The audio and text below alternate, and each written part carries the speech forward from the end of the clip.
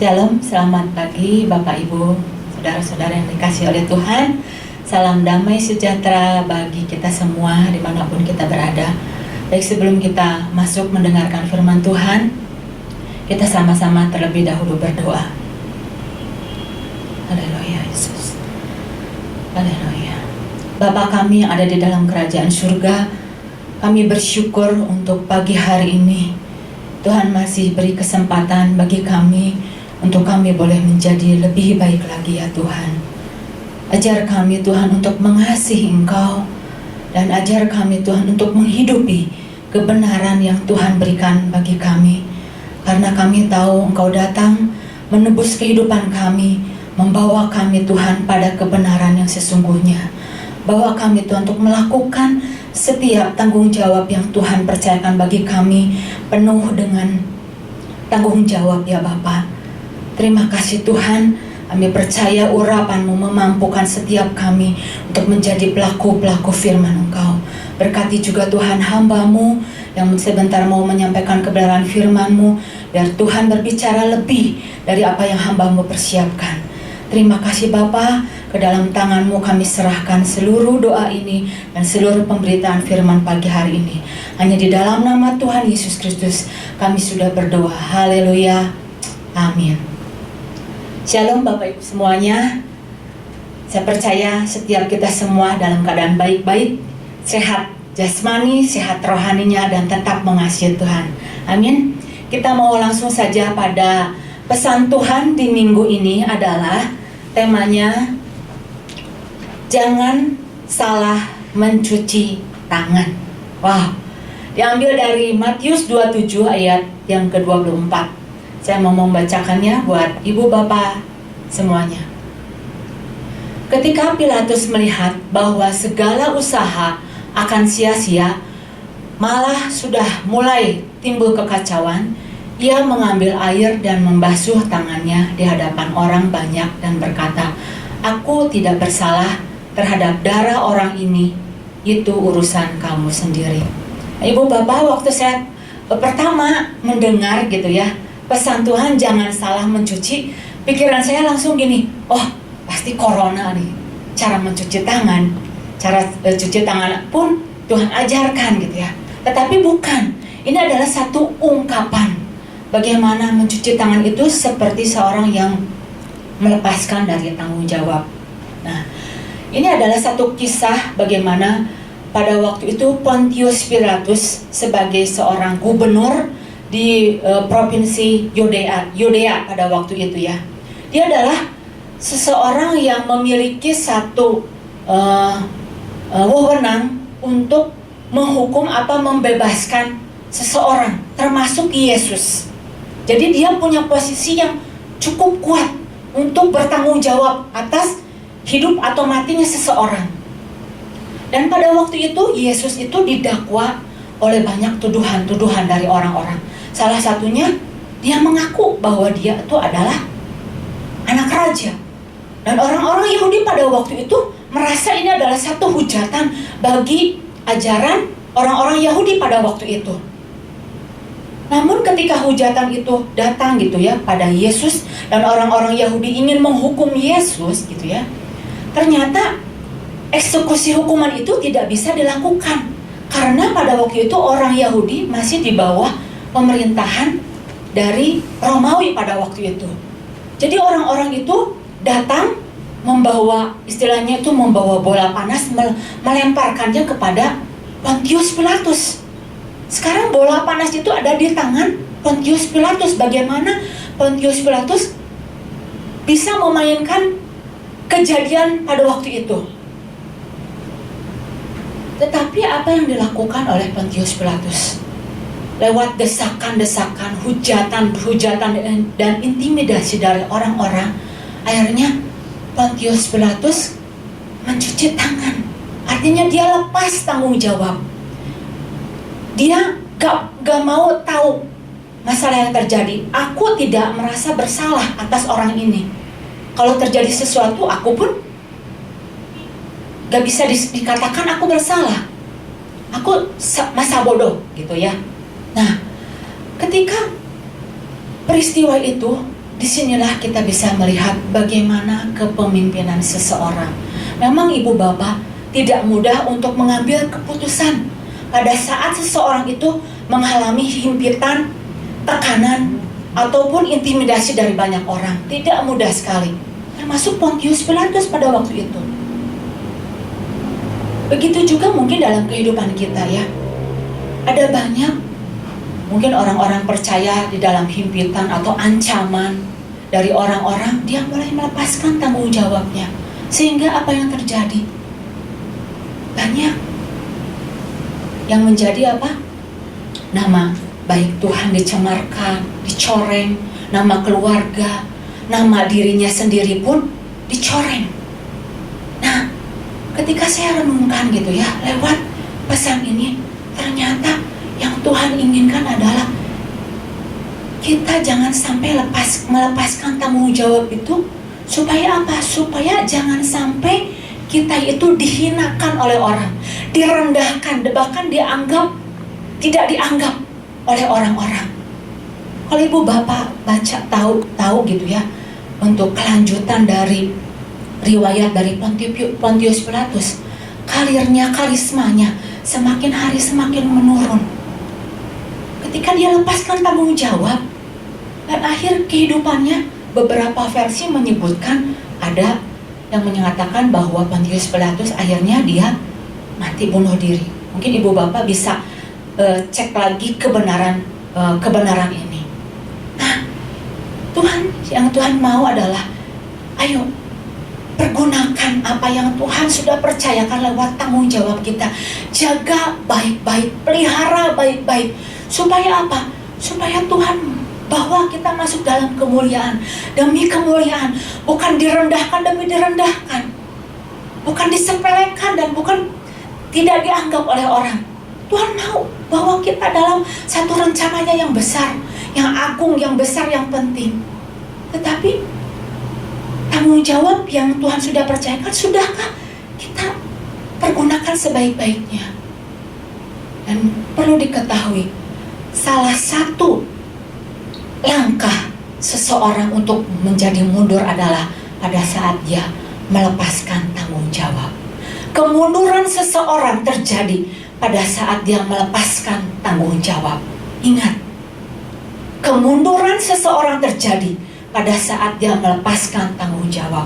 Oh, mungkin kita berpikir, gak apa-apa, hari ini aku biasa-biasa kok melepaskan tanggung jawab, keberfungsian saya digantikan, gak apa-apa.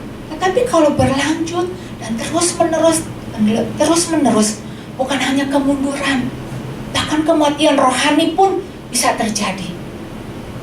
Mungkin kita beranggapan gini, hari ini aku lepaskan tanggung jawab, hari ini aku lepaskan keberfungsianku, masih bisa kok aku memuji-muji Tuhan, gak merasa kok urapanku menurun gitu.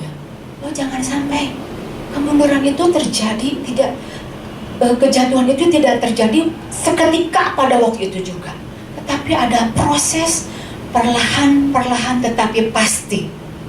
Nah, ibu bapak, saudara-saudara yang dikasih oleh Tuhan, saya percaya setiap kita mampu diberikan untuk melakukan apa yang Tuhan percayakan kepada kita lewat tanggung jawab kita, entah itu sebagai sebagai diakon, sebagai seorang kepala keluarga, sebagai istri, sebagai penolong, juga sebagai anak-anak, dimanapun kita berada.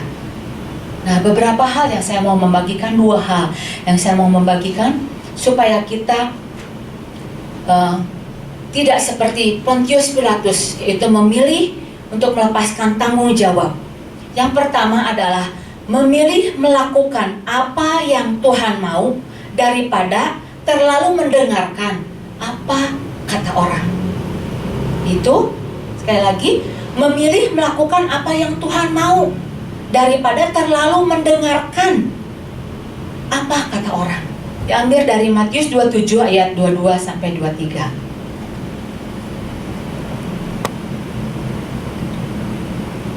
Ya.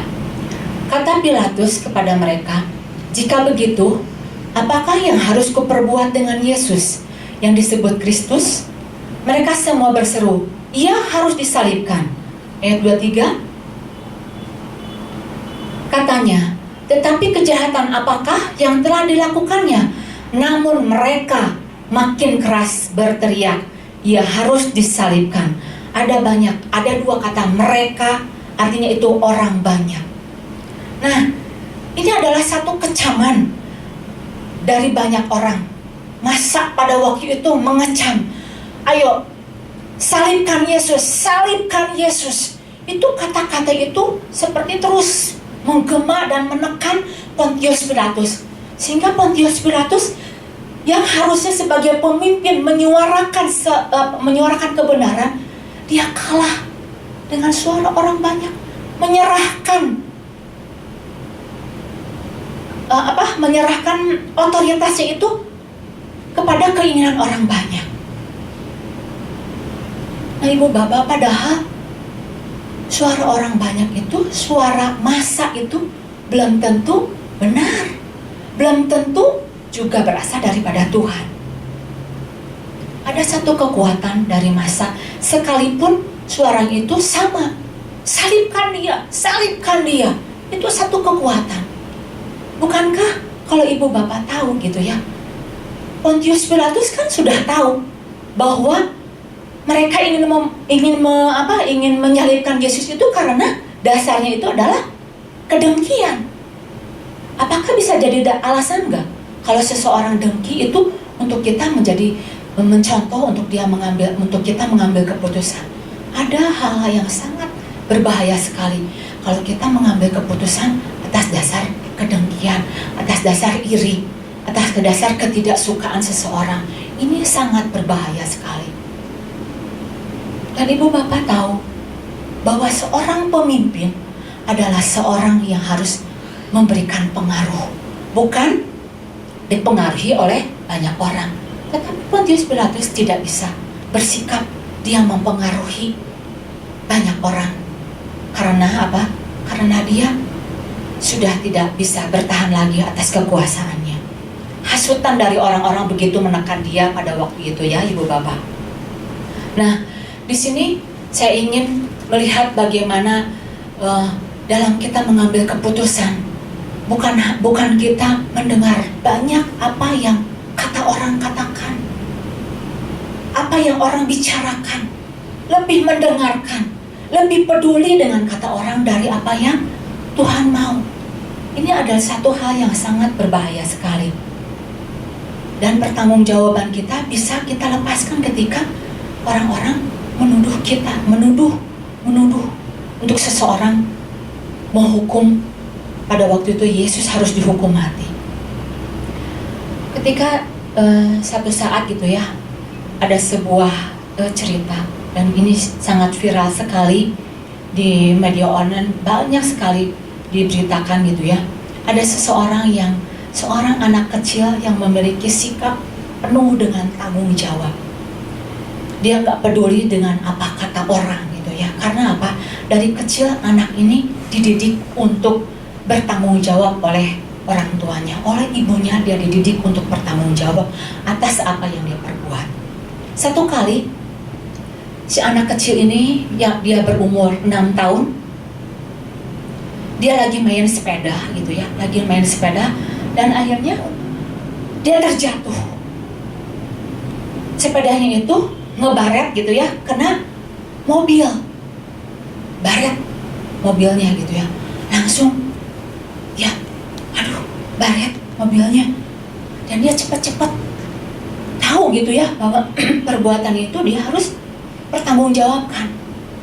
Akhirnya anak kecil ini pulang kepada ibunya, dia berkata, "Bunda, aku tadi terjatuh, gak sengaja gitu ya, dan akhirnya sepedanya itu jatuh, kena mobil dan mobilnya itu baret.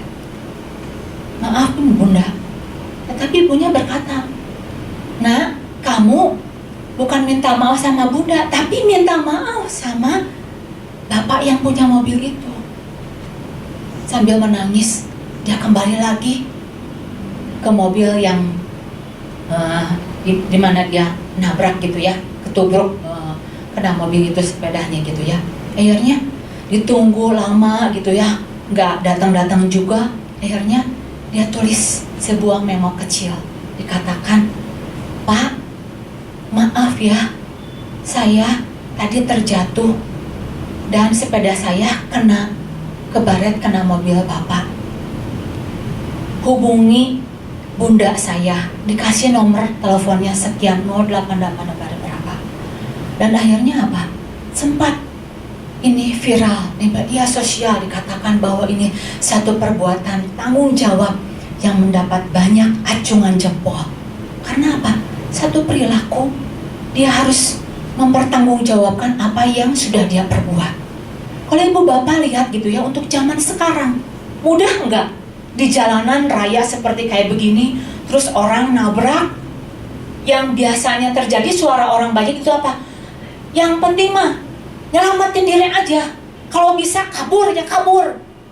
Apalagi kalau misalkan kecelakaan itu bonyok, bahkan sampai bisa mengeluarkan uang yang cukup banyak. Kalau bisa kabur ya kabur, suara orang banyak kan berkata demikian. Tetapi tidak demikian dengan anak kecil ini. Dia mempertanggungjawabkan apa yang sudah diajarkan oleh orang tuanya. Mari ibu bapak, suara orang banyak belum tentu benar, tetapi kebenaran yang harus kita pegang. Amin. Mari kita bangun dasar fondasi kita di atas apa yang Tuhan mau, apa yang Tuhan ingin supaya kita lakukan dengar-dengaran. Karena apa? Kualitas seseorang itu ditentukan dari kemampuan dia untuk melakukan tanggung jawab. Bukan berasal dari mana kita berasal, status kita sudah sampai setinggi apa, uang kita sudah sampai sebanyak apa. Itu akan menjadi tidak berarti kalau pada saat seseorang itu berhenti melakukan tanggung jawab. Dan keutuhan kekristenan kita akan diperlihatkan pada saat apa? Pada saat kita melakukan tanggung jawab dan melakukan apa yang Tuhan mau dalam kehidupan kita. Itu poin pertama yang saya mau membagikan, adalah melakukan apa yang Tuhan mau dan bukan mendengarkan lebih banyak dari apa yang kata orang katakan. Kemudian yang kedua yang saya mau membagikannya adalah memilih benar daripada tenar. Memilih benar daripada tenar. Diambil dari Matius 27 ayat 12, ayat 17, 22 dan 23. Matius 27 ayat 12 terlebih dahulu. Tetapi atas tuduhan yang diajukan imam-imam kepada kepala dan tua-tua terhadap dia, ia tidak memberi jawab apapun. Ayat 17. Karena mereka sudah berkumpul di sana, Pilatus berkata kepada mereka, "Siapa yang kamu kehendaki kubebaskan bagimu? Yesus Barabas atau Yesus yang disebut Kristus?" Nah, ibu bapak, di sini bagaimana dikatakan bahwa Pilatus pada waktu itu menjabat sebagai orang yang punya posisi, katakanlah dia sebagai orang yang punya ketenaran pada waktu itu. Makanya dia bebas berkata, "Siapa yang kamu kehendaki kubebaskan bagi kamu? Yesus Barabas atau Yesus yang disebut Kristus?" Oh, di sini sepertinya posisi dari Pontius Pilatus itu posisi orang yang kuat, orang yang hebat, orang yang punya wewenang, punya otoritas, ya. Nah, kemudian ayat yang ke-22 dan 23, coba kita sama-sama baca. Sekali lagi ya, Pilatus berkata, kata Pilatus kepada mereka, "Jika begitu, apakah yang harus kuperbuat dengan Yesus yang disebut Kristus? Apakah yang harus kuperbuat dengan Yesus yang disebut Kristus?" Mereka semua berseru, "Ia harus disalibkan." Ayat 23 katanya, "Tetapi kejahatan apakah yang telah dilakukannya?" Namun mereka makin keras berteriak, "Ia harus disalibkan." Nah, ibu, bapak, di sini kita bisa melihat bagaimana ketenaran, kehebatan dari Pontius Pilatus. Dia mempertahankan kehebatannya. Dia mempertahankan ketenarannya daripada kebenaran. Mempertahankan kehebatannya, ketenaran dari kebenaran. Nah, kalau saya mau bertanya kepada ibu bapak sekalian, Mau milih tenar atau mau milih benar? Coba. Mau pilih tenar atau mau pilih benar? Ya, kalau kita ideal, ya, idealnya sih ya pengen tenar juga pengen benar gitu ya. Tetapi di sini lewat kisah ini Pontius Pilatus memilih ketenaran daripada kebenaran. Dan banyak saat-saat hari ini juga orang-orang lebih memilih ketenaran dari kebenaran. Contoh, saya mau bagikan bagi ibu bapak ya. Contoh, John Lennon, ya, dia orang tenar, tetapi dia tidak memegang kebenaran. Bahkan dia katakan, kami saat ini lebih terkenal dari Yesus. Wow, dia memegang ketenaran daripada kebenaran. Perkataannya mengatakan bahwa itu sebenarnya tidak benar. Elton John berkata bahwa Yesus adalah gay.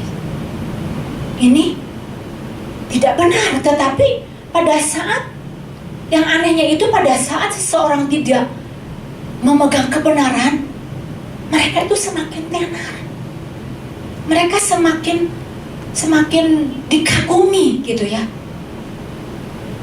Karena apa? Karena untuk menjadi tenar itu adalah sangat mudah dibandingkan dengan seseorang menjadi benar. Dan yang Tuhan inginkan adalah kita menuju pada kebenaran, bukan berjalan pada ketenaran. Ketenaran itu sangat mudah karena apa? Dipengaruhi oleh banyak perkataan-perkataan orang, pengaruh dari kata-kata orang dunia. Sedangkan untuk menjadi benar, kita harus menjadi sama seperti apa yang difirmankan oleh Tuhan. Itu enggak mudah. Itu perlu proses dalam kehidupan kita. Kita perlu menggali, kita perlu mengikis kedagingan kita. Kita perlu penuh dengan Roh Kudus. Kita perlu bantuan daripada Tuhan sendiri membentuk, menghancurkan keberadaan diri kita. Supaya apa? Supaya kita hidup di dalam kebenaran. Tetapi yang anehnya apa? Banyak orang memilih untuk menjadi tenar, untuk tidak melakukan kebenaran. Bahkan ada juga orang yang punya pemikiran nggak tenar, nggak benar juga, yang nggak apa-apa gitu ya. Nah, ketenaran dari dunia itu sebenarnya adalah pertahanan yang sangat sementara. Kenapa sulitnya seseorang untuk dia hidup di dalam kebenaran? Seperti yang sudah saya katakan bahwa kita perlu Roh Kudus, kita perlu pimpinan daripada Tuhan. Karena apa?